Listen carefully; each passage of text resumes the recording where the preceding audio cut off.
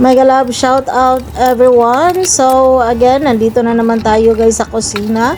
And as usual, ang trabaho ng mga nanay at para talaga tayong katulong nito na ewan, di ko maintindihan. Mabuti pa yung katulong, no, may rest day, pwede pa silang umuwi sa kanila, pero tayong mga nanay guys, duty 24/7 at lahat ng trabaho tinatrabaho natin. Tayo na yung electrician, panday, mekaniko, yung washing boy, so yung mga ganyan guys, pagluluto, cook, laba, lahat na, name it.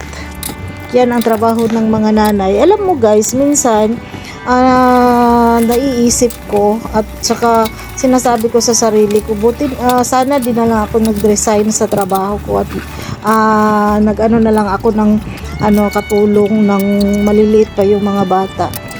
Minsan naiisip ko yan kasi minsan napapagod din ako. Alam nyo naman, yung katawan naman natin tumatanda, hindi mo babata. So namimiss ko rin yung nag-duty ako everyday, nagme-makeup ako, nagbibihis ako. So yun, minsan naiiyak ako na di ko maintindihan. Namimiss ko talaga yung dati na nagtatrabaho ako, pero wala na tayong magawa. Nandito na tayo sa buhay may asawa. Kasi sabi nga nung mga matatanda, pinasok mo yan, di panindigan mo yan. So dati guys, sabi ko sa sarili ko, sana makapag-asawa ako ng yung may maganda-gandang trabaho para mag-resign na ako kasi napapagod na ako gumising ng umaga.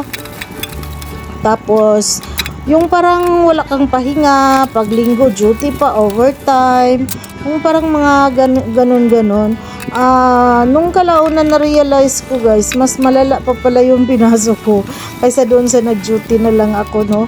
Kasi after duty wala ka nang iisipin kung dito sa bahay wala ka talagang off, talagang spontaneous yung trabaho mo guys, 24/7, walang break, wala lahat, walang benefits, wala lahat. So yung pag nasa bahay ka talaga, yung mga mama nalulusyang talaga kasi ikot lang talaga sa bahay.